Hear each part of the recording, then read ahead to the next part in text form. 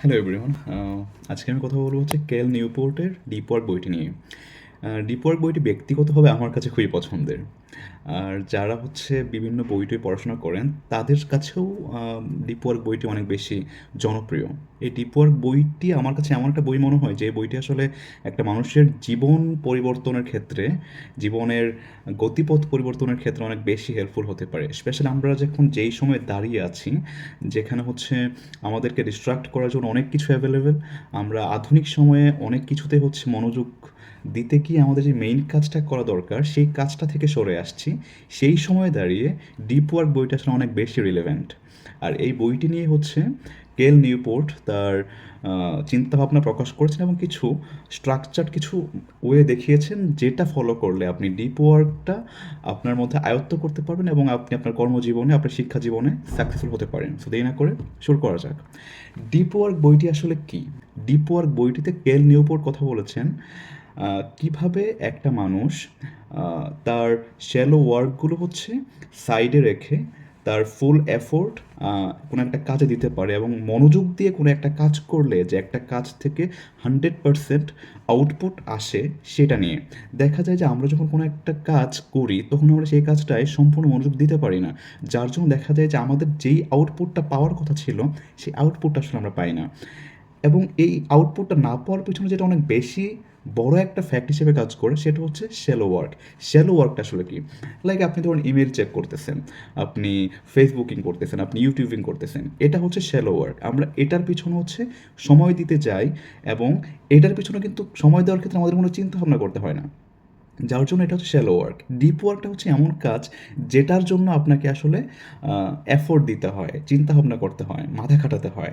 Like আপনি research করতেছেন, আপনি কোনো একটা কিছু লেখালেখি করতেছেন, কোনো একটা স্কিল ডেভেলপ করতেছেন, এটা হচ্ছে ডিপ ওয়ার্ক। এবং এই ক্ষেত্রে আপনাকে 100% মনোযোগ দিতে হবে। আপনি মনোযোগ না দিলে আপনি ভালো রিসার্চ করতে পারবেন না, আপনি স্কিলটা শিখতে পারবেন না। কিন্তু শ্যালো ওয়ার্কের পিছনে অনেক বেশি সময় দিতে গিয়ে যেটা হয় যে আমরা আসলে ডিপ ওয়ার্কের পিছনে সময়টা দিতে পারি না, যার জন্য আমাদের যেই পরিমাণ আউটপুট একটা কাজ থেকে পাওয়ার কথা থাকে সেটা আসলে আমরা পাই না।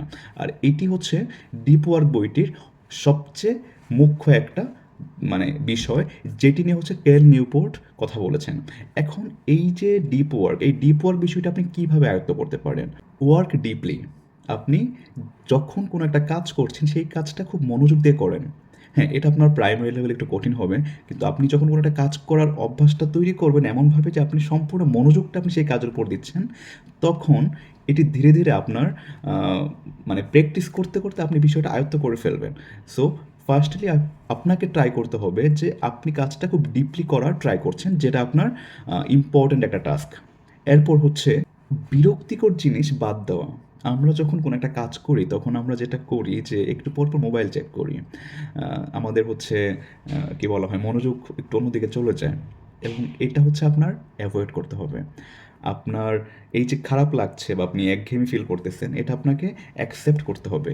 এইটা আপনি হচ্ছে একঘেয়েমি দূর করার জন্য আপনি ফোনের দিকে শিফট হয়ে যাচ্ছেন বা আপনি সোশ্যাল মিডিয়ার দিকে শিফট হয়ে যাচ্ছেন, তখন দেখা যাবে যে আপনি কিন্তু ওই আবার কিন্তু কামব্যাক করাতে পারবেন না। তখন এটা আপনার হচ্ছে ডিপ ওয়ার্কে ইমপ্যাক্ট ফেলবে। এরপর কি? সোশ্যাল মিডিয়া থেকে দূরে থাকা। সোশ্যাল মিডিয়া থেকে আমরা আসলে দূরে থাকতে পারবো না। আমরা এমন একটা সময় আছি যে এই সময় সোশ্যাল মিডিয়াটা অনেক বেশি ইম্পর্ট্যান্ট। কিন্তু যতটা সম্ভব এভয়েড করা। যতটা সম্ভব। হতে পারে আপনি দিনে 30 মিনিট, দিনে 1 ঘন্টা আপনি থাকলেন সোশ্যাল মিডিয়াতে। তাহলে দেখা যাবে যে আপনি অন্যান্য দিকে না কাজের জন্য অনেক সময় বের করতে পারবেন। আপনি একটা স্কিল শিখতে পারবেন। আপনি অনেক বেশি ফোকাসড হতে পারবেন। সো সোশ্যাল মিডিয়াটা যতটা সম্ভব আপনি একটু এভয়েড করার ট্রাই করবেন। এটা খুবই ইম্পর্টেন্ট, স্পেশালি এই সময়ের প্রেক্ষাপটে অনেক বেশি রিলেভেন্ট। এরপর হচ্ছে গিয়ে আপনার সময়কে গুরুত্ব দেওয়া। এখন আপনি শ্যালো ওয়ার্কের পিছনে বেশি সময় দিবেন নাকি ডিপ ওয়ার্কের পিছনে বেশি সময় দিবেন, সেটা আপনাকে ডিসাইড করতে হবে। আপনি শ্যালো ওয়ার্কের পিছনে সময় দিতে গেলে আপনার ডিপ ওয়ার্কটা কিন্তু হবে না। সো আপনাকে ডিপ ওয়ার্কটার পিছনে বেশি সময় দিতে হবে এবং শ্যালো ওয়ার্কের পিছনে সময়টা যেন না যায় সেটার দিকে আপনার একটু কনসার্ন হতে হবে। সময়টা নষ্ট করা যাবে না। সো এই বইটা থেকে আসলে আমরা 4টা বিষয় শিখতে পারি। 1 নাম্বার সেটা হচ্ছে যে আপনি যদি কখনো কোনো একটা বিষয়ে দক্ষ হতে চান, এক্সপার্ট হতে চান, সেই ক্ষেত্রে আপনাকে অবশ্যই ডিপ ওয়ার্কের মধ্য দিয়েই যেতে হবে এবং ডিপ ওয়ার্ক ছাড়া আপনি কখনোই কোনো একটা কাজে এক্সপার্ট হতে পারবেন না। 2 নাম্বার টাইম ম্যানেজমেন্ট। প্রতিদিনের যে টাইম ম্যানেজমেন্ট সেটার দিকে আপনার কনসার্ন হতে হবে। টাইম ম্যানেজমেন্ট ছাড়া আপনি কোনোভাবেই ডিপ ওয়ার্কটা ঠিকঠাকভাবে করতে পারবেন না। আপনি মনোযোগ দিয়ে কোনো একটা কাজ ঠিকমতো করতে পারবেন না।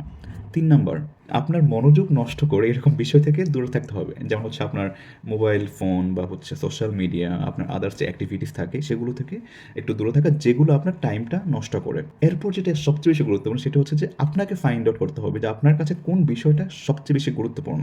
লাইক কোন কাজটা আপনার কাছে সবচেয়ে বেশি গুরুত্বপূর্ণ। কি কাজে আপনি আসলে সবচেয়ে বেশি এফোর্ট দিতে চান। সেটার উপর আপনাকে ফোকাসড হতে হবে। আপনাকে জানতে হবে যে আপনি এইটার উপর এখন ফোকাস থাকবেন। এটা যদি আপনি জানতে পারেন তাহলে আপনি সবকিছু পাশ কাটিয়ে শ্যালো ওয়ার্কগুলো আপনি পাশ কাটিয়ে আপনি ডিপ ওয়ার্কের পিছনে সময় দিতে পারবেন। সো এই বইটা আসলে আমার মনে হয় যে শুধু স্টুডেন্ট না, যারা কর্মজীবী আছেন, প্রফেশনালস আছেন তাদের কাছেও মানে খুবই গুরুত্বপূর্ণ একটা বই হিসেবেই বিবেচিত হবে। কারণ আপনি যখন ওয়ার্ক এনভায়রনমেন্টে থাকবেন, আপনি ওয়ার্ক এনভায়রনমেন্টে সম্পূর্ণ এফোর্ট দিতে পারবেন কিনা সেটাও কিন্তু অনেক বড় একটা ফ্যাক্ট। তো স্টুডেন্ট বলি বা প্রফেশনালস বলি, সবার জন্য এই বইটি খুবই গুরুত্বপূর্ণ। আপনার উচিত এটলিস্ট একবার হলেও বইটা পড়া। Thank you.